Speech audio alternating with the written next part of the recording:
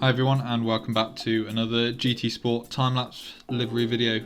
In this instance we're looking at the concept of another alternative F1 history, something that's been featured quite heavily on my other social channels on Twitter and Instagram. In this instance we're looking at a Porsche works entry in F1 for mid-80s, so about 1985-86, right at their peak of Group C era dominance really.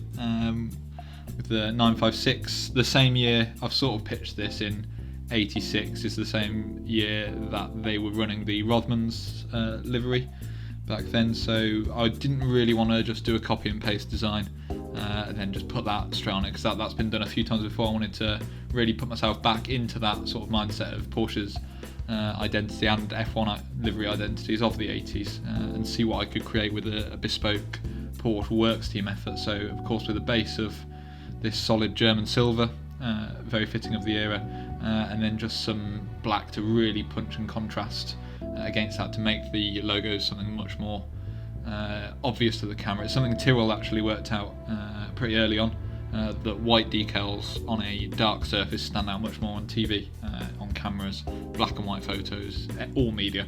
White logos stand out much better on a dark background. So that was something I looked at here, and another instance of just angularizing, or whatever the term is, the logos just off centre and just off that 90-degree angle.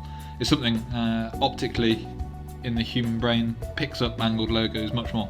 So it's something that you see in quite a few designs. It's not really taken full advantage of. You see it this year with the BWT logos on the Racing Point and the Jumbo logos on the Dutch LMP2 car. The name escapes me for the moment, but yeah, so it's just something I thought would pick up the eye a little bit more and really bring in these German decals and this rainbow effect, something quite similar to the shadows of previous eras, and something akin to the driver that I focused and envisioned driving this car, and that's of course Stefan Bellof, who I believe personally would have been a huge rival of Senna had he survived. You see a lot of the work here is essentially tidying up the lines of the livery. There's a lot of surfaces that seem to overlap with the projections here, and that's something I found that you really have to play with on GT Sport to create an effective livery, one that works consistently across all surfaces, is really play with those projections. So that's a little tip if you are looking at creating your own liveries, and I'd love to see more of what you guys are doing as well, so if you want to let me know any styles and designs that you're putting out there, or what you'd like to see more of on my channel, that'd be great. That'd be great to see. So another thing that I emphasise in the McLaren livery as well is getting these logos as realistic as possible and looking at the era logos of the small sponsor decals, and that's really what makes the difference. So you look again, series sponsors, so Goodyear, Turbo Lader. It's these little small decals where you can hit designs really brash with these giant decals, and it goes really over the top. It's the attention to detail in these small minuscule partners that do really separate beginner liveries to ones that look feasible for the time and feasible for the era. If you compare this to any of the, say, McLaren with the Showa logo on the rear wing, it's a small one, but it's one that's definitely there and remains part of the team's history.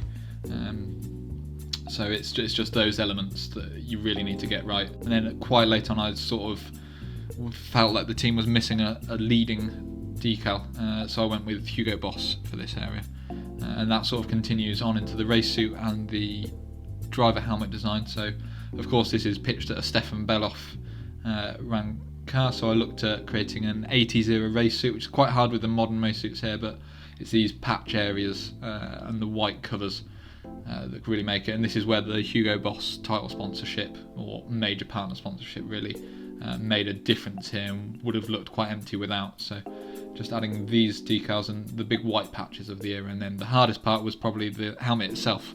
So I had a few goes at this, trying to create the curves and differences all the way through, and it's an iconic helmet design of Belof's. It's one that I absolutely love. It's that right mix of being simple enough and iconic enough to be drawn by hand and by memory. That's something you don't get so much today, and something that I always strive to with my professional helmets.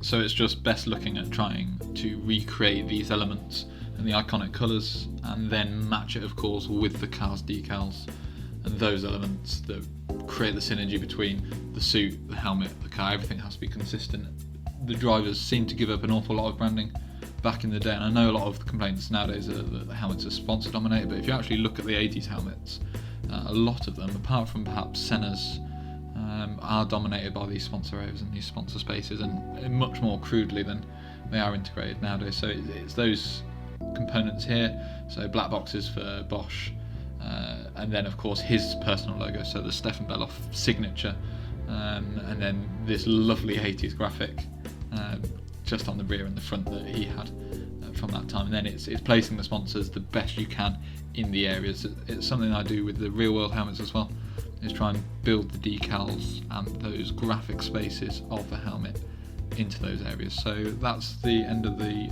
time lapse, guys, and then into some shots. Just really playing around with the on track and photo mode for this instance to try and create something of that era.